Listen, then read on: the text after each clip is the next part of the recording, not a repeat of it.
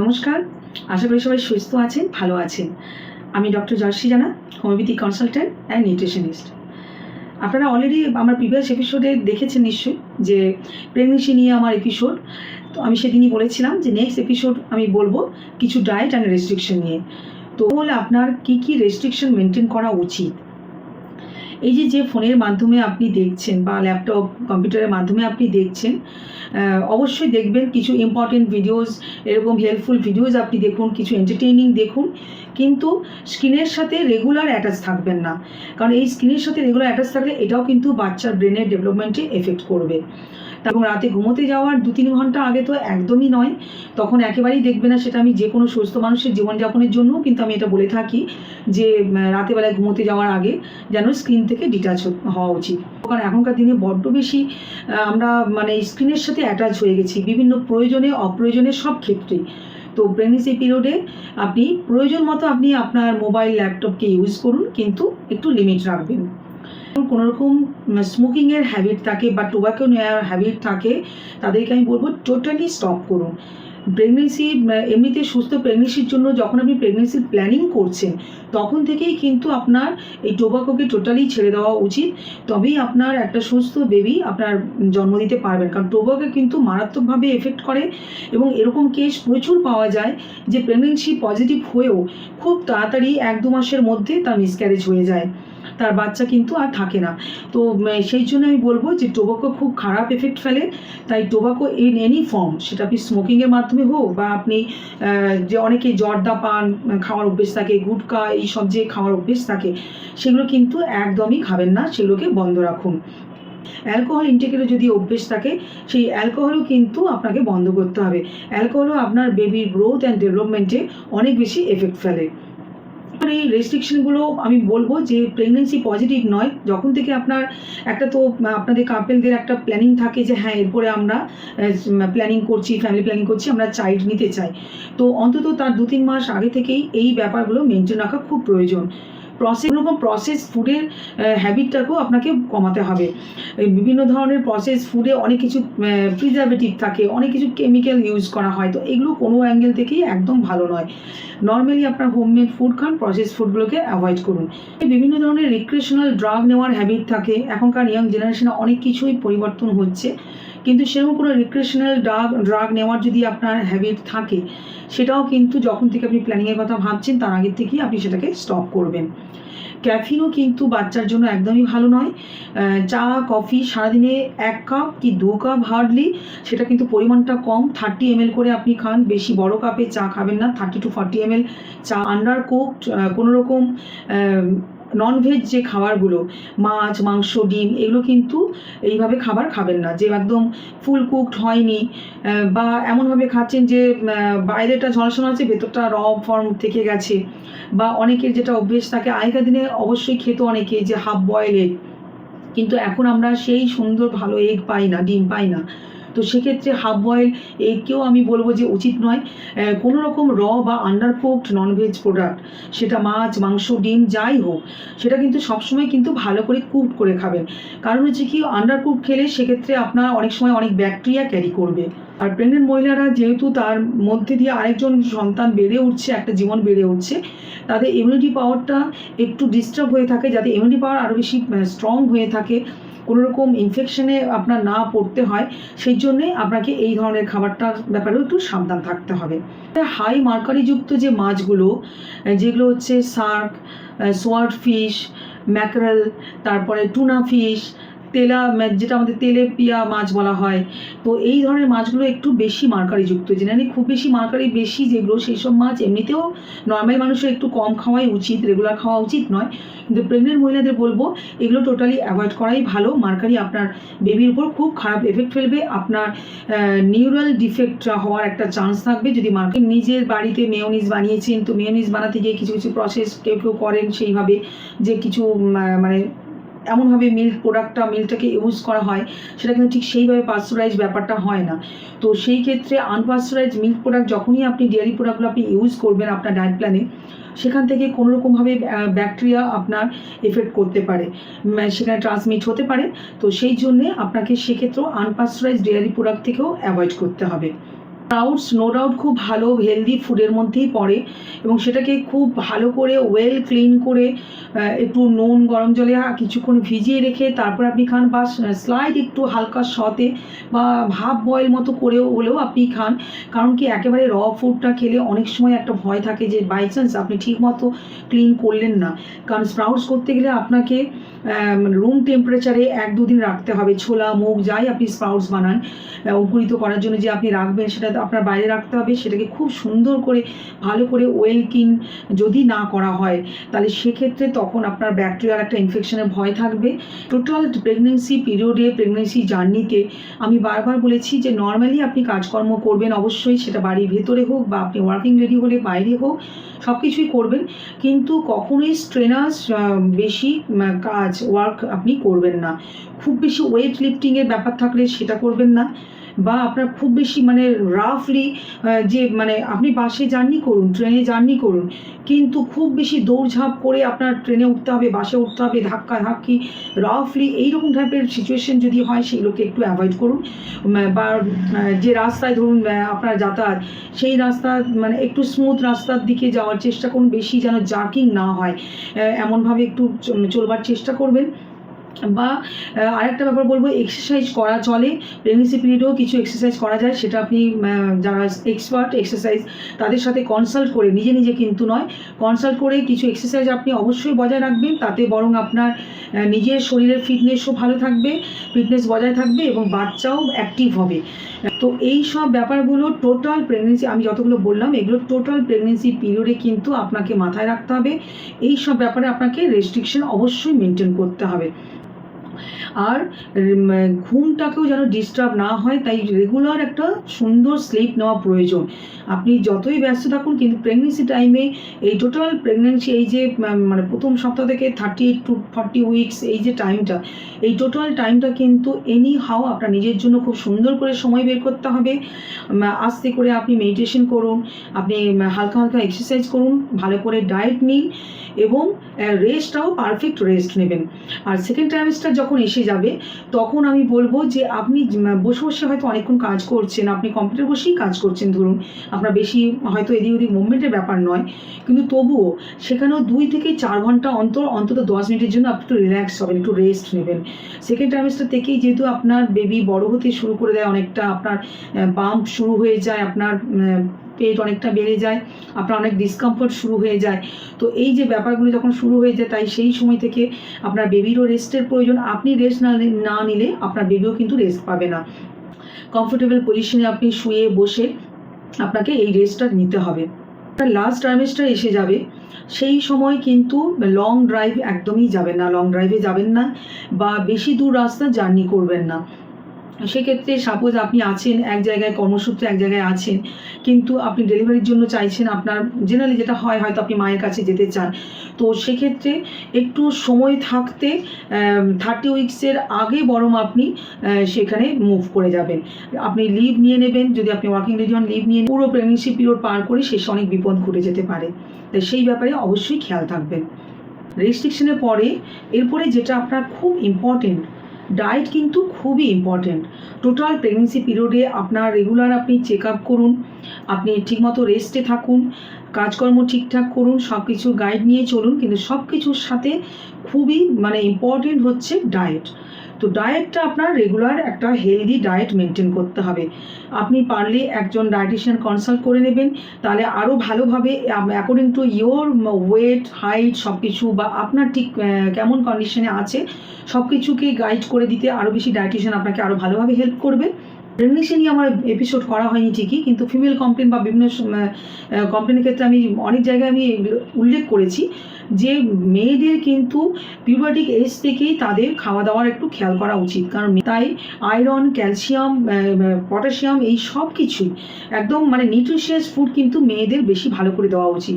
আগেকার দিনে কনসেপ্ট ছিল যে প্রেগনেন্সির সময় একটু ভালো খেতে হবে, ঠিক আছে ওই একটু খেলেই হলো, খুব বেশি খেয়াল অনেকেই করতো না, কিন্তু এখন সময় পাল্টেছে, মানুষ অনেক কনসাস হয়েছে। তাই এগুলোর একটা হেলদি ডায়েট মেনটেন করতে হবে, ব্যালেন্স ডায়েট, যেখানে আপনার রোজকার ডায়েট প্ল্যানে, রোজকার মেনু প্ল্যানে আপনার carbohydrate, fat, protein, fibre, vitamins, minerals everything যেন খুব ভালো করে থাকে, এবং তার সাথে ফ্লুইড ইনটেকও খুব সুন্দর করে ভালো করে করতে হবে। শেষের দিকে মান্থে আপনার অ্যাট এ টাইম আপনি বেশি করে ফ্লুইড ইনটেক করতে হয়তো অসুবিধা হতে পারে, তখন একটা যেহেতু পেটে সবসময় ডিসকমফোর্ট একটা ফিল হবে, তো তবুও তখন সেক্ষেত্রে আপনাকে দফায় দফায় ভাগে ভাগে ফ্লুইড ইনটেক করতে হবে।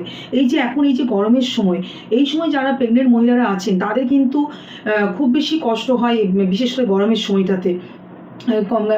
সোয়েটিং হচ্ছে, ঘাম হচ্ছে, ডিহাইড্রেশন হয়ে যাওয়ার একটা ভয় থাকে প্রচণ্ডভাবে।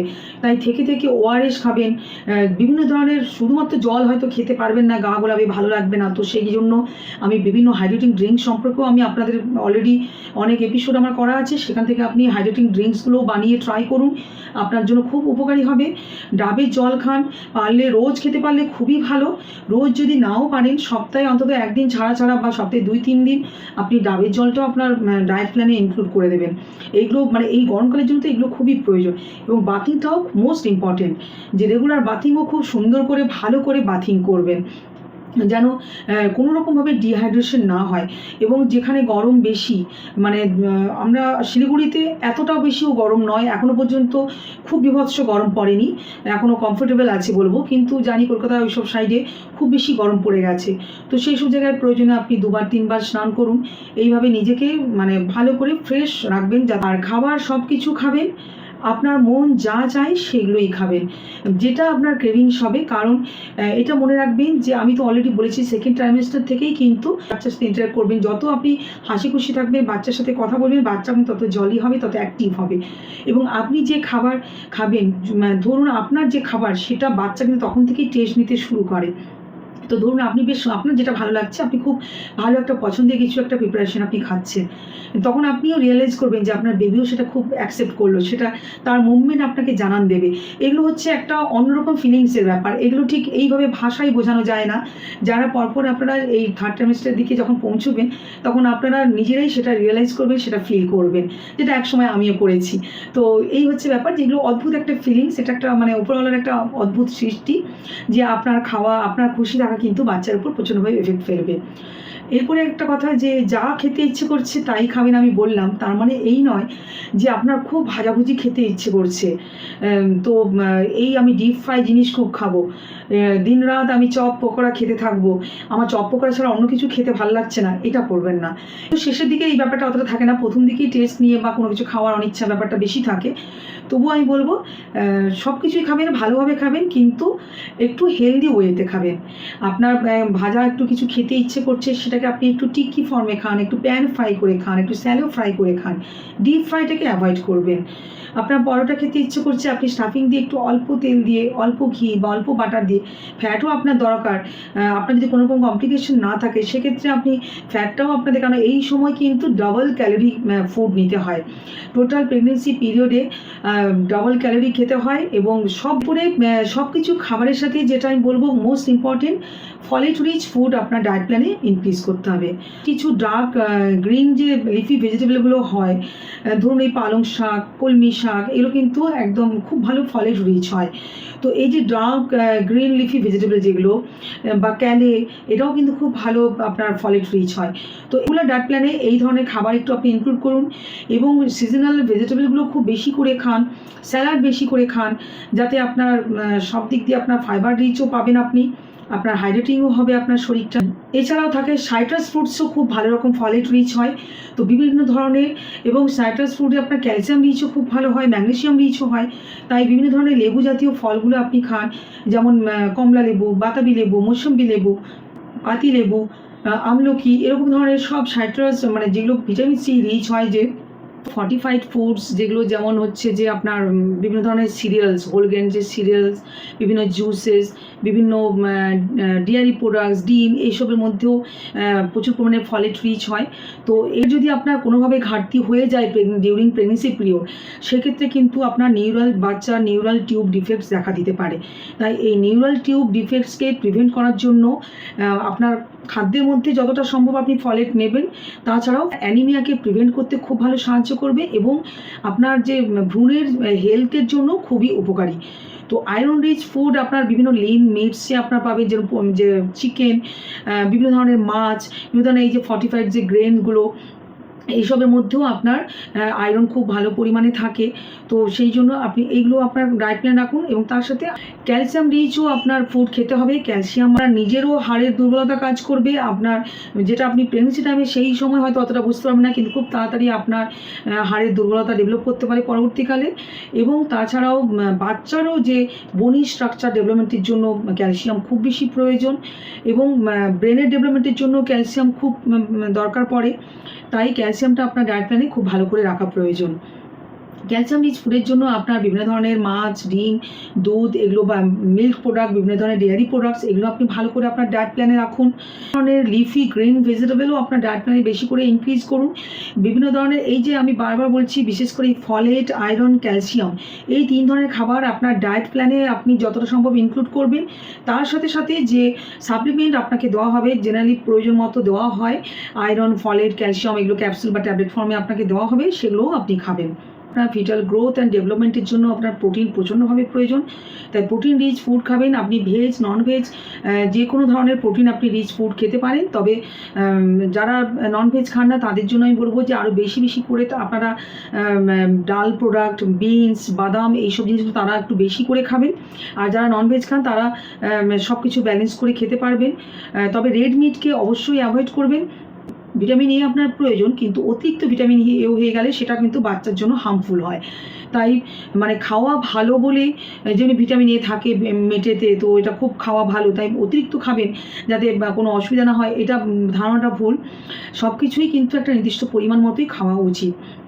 তো রেড মিট একটু অ্যাভয়েডই করবেন বা কম খাবেন। লিন প্রোটিন একটু খাওয়ার চেষ্টা করবেন। বিভিন্ন ধরনের মাছ, মাংস, ডিম সব কিছু খাবেন, দুধ, ডাল, পনির সব কিছু খাবেন। এরকম ওমেগা 3 ফ্যাটি অ্যাসিড আপনার ব্রেন ডেভেলপমেন্ট এবং আইসাইটের ডেভেলপমেন্ট, এইসবের জন্য আপনার এবং আপনার বাচ্চার ডেভেলপমেন্টের জন্য খুবই উপকারী। তাই ফ্যাটি ফিশ যেগুলো হচ্ছে সালমান, এগুলোতে ওমেগা 3 ফ্যাটি অ্যাসিড খুব বেশি পরিমাণে আছে, বা বিভিন্ন ধরনের মাছে ওমেগা 3 ফ্যাটি অ্যাসিড একটু ভালো পরিমাণ থাকে। তাছাড়াও ফ্ল্যাক্স সিড যেটা তিসি এবং চিয়া সিডস, এগুলোও আপনার ডায়েট প্ল্যানে ইনক্লুড করুন। এগুলোতে কিন্তু প্রচুর পরিমাণে ওমেগা 3 ফ্যাটি অ্যাসিড থাকে। সবসময় হেলদি ফ্যাট আপনার ডায়েট প্ল্যানে রাখবেন। ফ্যাট আপনি খাবেন, ভালো করেই খাবেন, কারণ আপনাকে অনেক বেশি ক্যালোরি মিট আপ করতে হবে। তাই ফ্যাট আপনাকে ভালোভাবেই খেতে হবে, কিন্তু সেই ফ্যাটের ক্যালোরিটা কিন্তু যেন আপনার তেল এইসব থেকে না হয়, বা বেশি চর্বি জাতীয় জিনিস এইসব থেকে না হয়, সেটা আপনার হেলদি ফ্যাট অপশন আপনাকে বেছে নিতে হবে। তাই প্রচুর পরিমাণে আপনি বাদাম, বিভিন্ন ধরনের সিডস, এগুলো কিন্তু অনেক বেশি ইনক্রিজ করবেন আপনার ডায়েট প্ল্যানে। এরকমভাবে হেলদি ফ্যাটগুলো আপনি ভালো করে খাবেন। ফাইবার রিচ খাবার খাবেন। হোল গ্রেন সবসময় আপনার ডায়েট প্ল্যানে রাখবেন। পুরো জার্নিটাতে আপনি হোল গ্রেন বেশি করে খাবেন। রিফাইন কার্বোহাইড্রেট যেগুলো ময়দার জিনিস টোটালি অ্যাভয়েড করবেন, একেবারেই ময়দার কোনো রকম প্রোডাক্ট, ময়দা দিয়ে লুচি, পরোটা, ব্রেড কোনো কিচ্ছুই খাবেন না। ইচ্ছে হয়েছে লুচি পরোটা খেতে, মাঝে মধ্যে ডিপ ফ্রাইটা একটু কম খাবেন, তবে মাঝে মধ্যে ইচ্ছে হলে অবশ্যই খেতে পারবেন, অসুবিধা নেই। যাতে হজমের কোনো রকম অসুবিধা না হয় সেটাও খেয়াল রাখতে হবে। প্যাকেজ ফুডসের সাথে সাথেও আপনি অন্যান্য আরও সব ধরনের সিজনাল ফল খুব ভালো করে আপনার ডায়েট প্ল্যানে রাখবেন। আর কিছু খাবার আমি সাবধান করব, যেটা খুব বেশি যে একদম সায়েন্টিফিক্যালি খুব নির্দিষ্ট কারণ খুঁজে পাওয়া গেছে তা নয়, কিন্তু আবার অনেক ক্ষেত্রে রিসার্চে দেখা গেছে যে কাঁচা পেঁপে কিন্তু প্রেগনেন্ট মহিলাদের খাওয়া উচিত নয়। কাঁচা পেঁপেতে থাকে প্যাপাইন ল্যাটেক্স, যেটা ইউট্রাইন কন্ট্রাকশনকে বাড়িয়ে দেয়। এরপরে ইউট্রাইন কন্ট্রাকশন যখনই বেড়ে যাবে তখন ইউট্রাসে আপনার বেবির উপরে এফেক্ট ফেলবে। তো অনেক ক্ষেত্রে দেখা গেছে পেঁপে খেলে মিসক্যারেজ হয়ে যাওয়ার, অ্যাবর্শন হয়ে যাওয়ার চান্স থাকে। তাই পেঁপেটাকে অ্যাভয়েড করা উচিত, কাঁচা পেঁপে একদমই খাবেন না। আর আনারসও আপনার ডায়েট প্ল্যানে রাখবেন না। আনারসের মধ্যে ব্রোমেলিন নামে একটা এনজাইম থাকে, যেটা কিন্তু আপনার এই ইউট্রাইন কন্ট্রাকশনকে খুব বাড়িয়ে দেয় বা মিসক্যারেজ হয়ে যাওয়ার প্রচণ্ড চান্স বাড়িয়ে দেয়। তো সেই জন্যে এই পেঁপে, আনারস এগুলো কিন্তু আপনার ডায়েট প্ল্যানে রাখবেন না। আর একটা যেটা আমি হিং কিন্তু অনেকটা এফেক্ট করে আপনার ইউট্রাইন মাসেলের উপরে। তো সেই জন্যে যখন ইউট্রাইন মাসেলের উপরে এফেক্ট করবে বা ইউট্রাইন কন্ট্রাকশনকে বাড়িয়ে দেবে, তখন আপনার বাচ্চার উপরে ক্ষতি হবে। তো সেই জন্য মশলার মধ্যে হিংটাকেও অ্যাভয়েড করবেন। আর আদারওয়াইজ আপনি অন্যান্য যে কোনো মশলা আপনি, তবে খুব বেশি স্পাইসি, অয়েলি, ফ্রাইড ফুড একদমই খাবেন না, যাতে কোনো রকম হজমের সমস্যা না হয়। একটা কথা মাথায় রাখবেন, আপনাকে কিন্তু একটু লাইট প্রিপারেশন খেতে হবে। হেলদি, আপনি সব কিছুই খাবেন কিন্তু হেলদি প্রিপারেশন খাবেন, কারণ কোনো রকম যদি আপনার গ্যাস ফর্মেশন আসে তার জন্য আপনারই খুব বেশি কষ্ট হবে। একই আপনার পেটের মধ্যে যে মানে একটা ডিসকমফর্ট তো থাকবেই, কারণ ইউটেরাস তখন আপনার অনেক বেশি বালজিং হয়ে গেছে, আপনার বাচ্চা ওখানে বেড়ে উঠছে, সেটার জন্য স্টোমাকে অলরেডি একটা হালকা চাপ ফেলছে, তার জন্যই আমার পেটে একটা ডিসকমফর্ট ফিল হবে। এবং যখন আপনার কোনো রকম ইনডাইজেশন হবে, গ্যাস ফর্মেশন হয়ে যাবে, স্টুল ঠিক মতো হবে না, তখন কিন্তু আপনার স্টোমাকের উপরে আরও বেশি প্রেশার ক্রিয়েট হবে। তো সেটা আপনার লিভার স্টোমাকে আরও এফেক্ট করবে, তো আর অ্যাজ এ হোল আপনার আরও বেশি অসুবিধা হবে। তো এই সব অসুবিধা যেন না হয় সেই জন্যে হেলদি প্রিপারেশান অবশ্যই খাবেন। আর রিসেন্টলি খুব দেখা যাচ্ছে অনেকেরই ক্ষেত্রে, আমি রিসেন্টলি বেশ কয়েকজনের আমি পেলাম এরকম কেস যে প্রেগনেন্সির সাথে গল ব্লাডার স্টোন। এই ক্ষেত্রে আমি বলবো যে জেনারেলি সোনোগ্রাফি করতে গেলেই প্রথম দিকেই হয়তো বোঝা যাবে যে গল ব্লাডার স্টোন আছে, তার দেখা যাবে। তো প্রথম থেকেই ডক্টর কনসাল্ট করবেন, এবং স্টোনের সাইজ যদি খুব মানে সেরকম ছোট থাকে, খুব বেশি প্রবলেমের জায়গায় না থাকে, তাহলে বিভিন্ন মেডিসিনের মাধ্যমে গল ব্লাডার স্টোন জনিত যে সমস্যাগুলো, যে ব্যথা বা স্টোনকে একটু গলানোর চেষ্টা, এরকম বিভিন্ন মেডিকেশনের ব্যবস্থা আছে, ডক্টর আপনাকে সেভাবে গাইড করবে। যদি আপনার গল ব্লাডার স্টোন ডেভেলপ করে সেক্ষেত্রে আপনাকে এই ফ্যাটি ফুডটাকে একটু কমাতে হবে, এবং ক্যালসিয়ামটাকেও একটু কন্ট্রোলে রাখতে হবে। খুব বেশি যে বন্ধ করতে আমি বলবো না, কারণ আপনার ক্যালসিয়ামটা আপনার বেবি আপনার নিচ্ছে, সেটা দরকার আছে। তো সেই জন্যে ক্যালসিয়ামও আপনাকে খেতে হবে, বন্ধ করা যাবে না, কিন্তু একটু রেস্ট্রিকশন, ক্যালসিয়াম রিচ ফুড আর আপনার ফ্যাটি ফুডগুলোকে একটু কন্ট্রোলে রাখবেন। এবং অনেক সময় কোলেসিস্টেক্টমিও করার প্রয়োজন পড়তে পারে। তো ডিউরিং প্রেগনেন্সি পিরিয়ড বা সেকেন্ড থার্ড ট্রাইমেস্টারের দিকে তখন সার্জারি করা যদি পসিবল হয়, সেটা ডক্টরই আপনাকে গাইড করবে, আপনার কন্ডিশন দেখে সার্জারি করলেও করা যেতে পারে। আর যদি সার্জারি না করে রাখা যায় তাহলে সেক্ষেত্রে আফটার প্রেগনেন্সি সেটা নিয়ে ভাবতে হবে। আপ টু প্রেগনেন্সি আপনাকে সাবধান থাকতে হবে। দেখছেন যে আপনার পেট ব্যথা করছে এবং রাইট আপার সাইডে, আপার অ্যাবডোমেনে সাডেনলি আপনার খুব ব্যথা হচ্ছে, তো সেক্ষেত্রে আর জেনারেলি প্রেগনেন্সির সোনোগ্রাফির জন্য অনেক সময় কি হয়, লোয়ার অ্যাবডোমেন, পেলভিক রিজন, ওই সব জায়গাগুলোতেই আপনার সোনোগ্রাফিটা করা হয়, আপার অ্যাবডোমেন সোনোগ্রাফি অনেক সময় করা হয় না।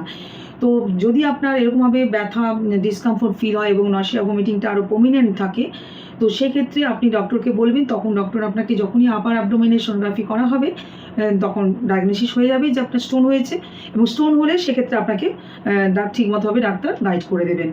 আমি ওভারঅল রাফলি একটা রোজকার মেনু প্ল্যান আপনাদেরকে আমি বলবো প্রেগনেন্সি পিরিয়ডে, যাতে আপনারা সবাই এটা মেনটেন করতে পারেন। তবে এক্স্যাক্ট অ্যামাউন্ট আমি বলছি না, কারণ জানেন না আপনারা সবাই যে ইন্ডিভিজুয়ালি সবসময় ডায়েট চার্ট ভ্যারি করে। তো সকালে শুরুটা আপনি করবেন, কোনো রকম একটা ডিটক্স ওয়াটার আপনি নিতে পারেন, সেক্ষেত্রে আপনার কোনো অসুবিধা নেই। তাহলে আপনার কোনো রকম ব্লটিং, গ্যাস ফর্মেশন হবে না। আপনি জিরা বা জোয়ান ভেজানো জল, মৌরি ভেজানো জল, বা এই যে গরমকালটাতে তো সকালে একটু কিছু আপনার যাতে হাইড্রেটিং থাকে, আপনার ডিহাইড্রেশন না হয়ে যাতে সকালে শুরুটা ওরকম কিছু একটা ড্রিঙ্ক দিয়ে করতে পারেন। বা গুন্দ কাতিরা যেটা হয়, যেটাকে কুতিলা বলা হয় বাংলাতে, তো সেটাকেও আপনি যদি জলে ভিজিয়ে রেখে সেটাকে জাস্ট এক গ্লাস জলে গুলে আপনি খেতে পারেন, সেটাও কিন্তু আপনার শরীরকে ঠান্ডা রাখতে, পেটকে ঠান্ডা রাখতে খুব ভালো কাজ করবে। তো সকালে শুরুটা এক গ্লাস এরকম একটা জল দিয়ে, একটা ডিটক্স ওয়াটার দিয়ে আপনি শুরু করবেন, কোনো রকম একটা শরবত এরকম ধরনের দিয়ে শুরু করবেন। তারপরে আপনি বাদাম ভিজিয়ে রাখবেন। টোটাল প্রেগনেন্সি পিরিয়ডে চেষ্টা করবেন আমন্ড, আখরোট, কিশমিশ, কাজু, এগুলো সব রকম বাদাম এই সময়টা একটু ভালো করে খাবেন, এবং সেটা মোটামুটি 8-10টা পর্যন্ত আপনি খেতে পারেন, কোনো অসুবিধা নেই। যে খুব বেশি যাদের হয়তো আখরোট এগুলো দামটা বেশি মনে হচ্ছে, একটু চিনেবাদামও তার সাথে অ্যাড করুন, সয়াবিন দানা অ্যাড করুন, এগুলো কিন্তু প্রোটিন রিচ হবে, ফ্যাটটা হেলদি ফ্যাট থাকবে। তো এরকম ধরনের বাদামগুলো ইউজ করুন। চিয়া সিড ভিজিয়ে রেখে সেটাকেও আপনি সকালে জলে গুলিয়ে খেতে পারেন, বা সে সময় আপনি দুধ, কর্নফ্লেক্স, তার সাথে কিছু ফ্রুটস, সিজনাল কিছু ফ্রুটস পিস করে নিয়ে নিলেন। তারপরে তার সাথে চিয়া সিডটাও ভিজিয়ে রেখেছিলেন যেটা, সেটাকে নিয়ে নিলেন, বা অন্যান্য আদার সিডসও আপনি ড্রাই রোস্ট করে রাখতে পারেন, সেটা উপরে টপিংস হিসেবে নিতে পারেন। তো প্রথমে শুরুতে আপনি এরকম একটা ড্রিঙ্ক খাবেন, তারপরে বাদামগুলো খাবেন। সকালেই চা একদম নয়, চা কফি একেবারেই নয়, ব্রেকফাস্ট খাওয়ার পরে জল খেয়ে তারপরে আপনি চা কফি, যদি আপনার নিতান্ত অভ্যেস থাকে তাহলে সেটা খাবেন। অ্যাভয়েড করতে পারলে ভালো, কিন্তু যাদের খুব বেশি চা কফি হয়তো অভ্যেস আছে, না খেয়ে থাকতে পারবেন না, তারা ব্রেকফাস্ট খাওয়ার পরে খাবেন, করেই খাবেন। হোল গ্রেন প্রোডাক্ট ইউজ করবেন সবসময়। সেখানে আপনার ময়দা তো একদমই নয়, আটা, কিনোয়া, রাগি, এই ধরনের ওটস, এই ধরনের জিনিস দিয়ে আপনি যে কোনো ধরনের প্রিপারেশন, বা সুজি, সাগু, আমি নানা রকম অপশন আপনাদের বলে দিচ্ছি, একসাথে সবগুলো নয়। আপনি একঘেয়েমি ভালো না লাগলে রোজ অল্টারনেটভাবে বিভিন্নভাবে আপনি এইসব প্রোডাক্টগুলো, আমি আপনাদের অপশনগুলো বলেছি, এইগুলো প্রোডাক্টগুলো আপনি ইউজ করুন। তার সাথে ভেজিটেবলটা অবশ্যই ইনক্লুড করবেন, এবং সাথে একটু আপনি দই রায়তা টাইপের কিছু রাখতে পারেন, বা আপনার বয়েল এগ রাখতে পারেন। এগ অমলেটকে একটু অ্যাভয়েড করবেন, একটা করে ডিম সেদ্ধ রোজ খাওয়ার চেষ্টা করবেন। বা আপনার তখন সকালে ডিম সেদ্ধ খেতে ইচ্ছে করছে না, তাহলে আপনি এক গ্লাস মিল্ক খান। ব্রেকফাস্ট আর লাঞ্চের মাঝখানে যে মিড মর্নিং সময়টাতে, সেখানে আপনি সিজনাল ফল খান একটু ভালো করে, এবং তার সাথে এক মুঠো আপনি হ্যান্ডফুল, এক মুঠো মতো আপনি কোনোরকম ড্রাই রোস্টেড হোক বা ভেজানো হোক কিছু দানা জাতীয় জিনিস বা বাদাম, এই ধরনের জিনিস খান, এক মুঠো খেয়ে নিন। সেটা ছোলা, মটর, বাদাম ভাজা, মুগ ভাজা, এই সব ভাজাও হতে পারে, ড্রাই রোস্ট, কিন্তু তেলে ভাজা নয়। বা আপনার কোনো রকম বাদাম ভেজানো আছে, সেই ভেজানো বাদামগুলো এক মুঠো খেয়ে নিলেন। বা বিভিন্ন তারপরে লাঞ্চের সময় আপনি ভালো করে ভাত, ডাল, সবজি, মাছ, বা যারা হয়তো ভাত খান না, কিছু কিছু জায়গায় আছে যেখানে ভাতটা খাওয়ার অভ্যেস নেই, তারা হয়তো রুটি খান, তো সেক্ষেত্রে রুটি খাবেন।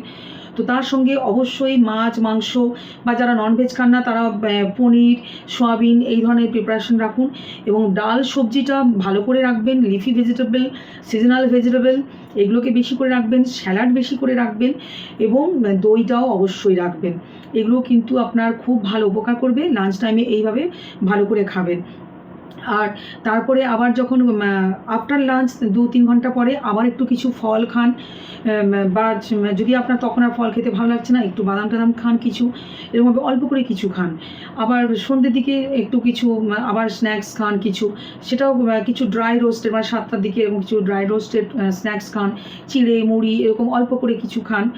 আর রাতে আবার ডিনারটা খাবেন, এবং ডিনারটা অবশ্যই রাত 10টার আগে যেন মাস্ট। অন্যান্য সময় যতই যাই ব্যস্ত থাক যাই থাক, কিন্তু প্রেগনেন্সি পিরিয়ডে 10টার আগে ডিনার কমপ্লিট হয়ে যাওয়া উচিত। 10টার আগে আপনার ডিনার কমপ্লিট হয়ে যাবে, তারপরে আপনি একটু ওয়াকিং করবেন বা আপনার কিছু কাজকর্ম থাকলে করবেন। তারপরে আপনি 2-3 ঘন্টা পুরো গ্যাপ দেবেন, তারপরেই শুতে যাবেন। তো ডিনারেও আপনাকে আপনি রুটি, সবজি, ডাল এরকম রাখুন। যদি আপনার পছন্দ হয় একটু আপনি চিকেন, এগুলোও রাখতে পারেন। এবং যাদের হয়তো রুটি খাওয়ার অভ্যেস নেই, একটু ভাত খেতে ইচ্ছে করছে, তাহলে সেক্ষেত্রে আপনি অল্প করে একটু ভাতও খেতে পারেন। তো রাতের দিকে ভাতটা একটু পরিমাণটা কম খাবেন। তারপরে আপনি অল্প করে ভাত, ডাল, সবজি বা মাছের ঝোল দিয়ে ভাত এইভাবেও খেতে পারেন। আর শেষে একটু ঘুমোতে যাওয়ার আগে একটু ঈষদুষ্ণ গরম দুধ খাবেন, সেটাও খুব ভালো, কারণ দুধটা আপনার ইনটেকটা বাড়াতে হবে। তাই চেষ্টা করবেন একবার ব্রেকফাস্টে এবং একবার আফটার ডিনার, বা যদি আপনার আফটার ডিনার খেতে অনেকের পছন্দ হয় না, রাতে ঘুমোতে যাওয়ার সময় অনেকে আবার পছন্দ নাও হতে পারে, সেক্ষেত্রে ইভিনিং স্ন্যাক্সের সময় আপনি দুধটা খেতে পারেন, চা কফিকে স্কিপ করে আপনি দুধটা খান। এইভাবে আপনাকে টোটাল ওভারঅল আপনার ডায়েট প্ল্যান আমি বললাম যে 3টে মেন মিল এবং 3টে স্মল মিল আপনাকে নিতে হবে, এটা একদম ধরাবাঁধা আপনাকে নিতেই হবে। এরপরে যেটা একটা ইম্পর্টেন্ট কথা, যে ফার্স্ট ট্রাইমেস্টারের সময় বড্ড বেশি নসেটিক ফিলিং থাকে, আনইজিনেস থাকে, খাওয়ার অরুচিও থাকে। তো সেই জন্য সেই সময় যখন আপনি খেতে পারছেন না, তখন আপনি অ্যাট এ টাইম হয়তো এতটা ভাত, ডাল, সবজি, মাছ খেতে পারবেন না। সেক্ষেত্রে আপনাকে 6টার জায়গায় 8টা-10টা মিল খেতে হবে। আরও আপনাকে যে খাবারের পরিমাণটা সেটা প্রয়োজন মতো আপনাকে ভেঙে ভেঙে খেতে হবে। অসুবিধা হচ্ছে, তাই আপনি যদি কোনো ডায়েটিশিয়ানের কনসাল্টে থাকেন, তাহলে ডায়েটিশিয়ান আপনাকে ট্রাইমেস্টার ওয়াইজ আপনাকে গাইড করবে। রেগুলার যখন আপনি কনসাল্টে থাকবেন, আপনার যা যা অসুবিধা হবে, যেটা ইচ্ছে অনিচ্ছে সব কিছুর উপরে ডিপেন্ড করে কিন্তু আপনাকে খুব সুন্দর করে গাইড করে দেওয়া সম্ভব হবে। সেকেন্ড ট্রাইমেস্টারে আপনার খাওয়ার খুব একটা অসুবিধা হবে না, কিন্তু থার্ড ট্রাইমেস্টারে আবার যখন ডিসকমফোর্ট বাড়তে শুরু করবে, তখনও কিন্তু এরকম আপনার হয়তো অ্যাট এ টাইম খেতে অসুবিধা হবে। খিদে থাকবে, কিন্তু আপনি, কারণ তখন বাচ্চাও বড় হচ্ছে, তারও ফুডের বেশি প্রয়োজন হচ্ছে, তাই খিদেটা আপনার পাবে, কিন্তু তবু আপনি হয়তো অতটা খেতে পারবেন না। তো সেখানেও তখন আপনার প্রয়োজন মতো আপনাকে ভাগ করে নিতে হবে। তো এইভাবে মোটামুটি টোটাল সারাদিনে ডায়েট প্ল্যান আপনি এইভাবে মেনটেন করুন। এবং মাঝে মাঝে প্রয়োজনে একটু জুস, ফ্রুট জুস, অবশ্যই হোমমেড ফ্রুট জুস খান। কার্বোনেটেড বেভারেজেসগুলো কিন্তু একদমই নয়। এই যে এখন গরমকাল, ভাল লাগছে না, শরীরটা অস্বস্তি লাগছে, তার জন্য আমি একটু কোল্ড ড্রিঙ্কস এনে খাবো, এগুলো কিন্তু করবেন না। নিজের ঘরে বানানো ফ্রুট জুস খান, ঘরে লস্যি বানান, বিভিন্ন ধরনের দই দিয়েও নানা রকম ড্রিঙ্কস বানানো যায়। এইভাবে আপনি বানিয়ে নিজের ঘরে যেমনভাবে পারবেন বানিয়ে খাবেন। এবং অলরেডি আমার চ্যানেলে বিভিন্ন ধরনের হেলদি প্রিপারেশন আছে। আমি আপনাদের যতগুলো অপশন বললাম, বিভিন্ন ধরনের প্রোডাক্টের যে অপশন বললাম, সুজি, বেসন, আটা, ওটস, কিনোয়া, মিলেট, সব কিছুরই কিন্তু বিভিন্ন ধরনের প্রিপারেশন আমি প্রতিনিয়ত ট্রাই করি এবং আমি শেয়ার করি। তো সেগুলো একটু আপনারা রেসিপি প্লেলিস্টে গিয়ে আপনারা চেক করে দেখবেন। ওগুলো সবগুলোই কিন্তু প্রেগনেন্সি মহিলাদের কোনো অসুবিধা নেই, সবাই এগুলো নিতে পারবেন। তো এইভাবে টোটাল সারাদিনের ডায়েট প্ল্যানটা আপনি মেনটেন করুন। আর ওভারঅল আশা করি আপনারা উপকৃত হয়েছেন আজকের এই রেস্ট্রিকশন এবং ডায়েট এপিসোডে। আপনার যদি প্রয়োজন না থাকে, আপনার যার প্রয়োজন আছে, আপনার সেরকম কোনো বন্ধুকে আপনি শেয়ার করে তাকেও জানার সুযোগ করে দিন। সবাই খুব ভালোভাবে সুস্থভাবে আপনার এই প্রেগনেন্সি জার্নি কমপ্লিট করুন। সবাই খুব ভালো থাকুন। নমস্কার।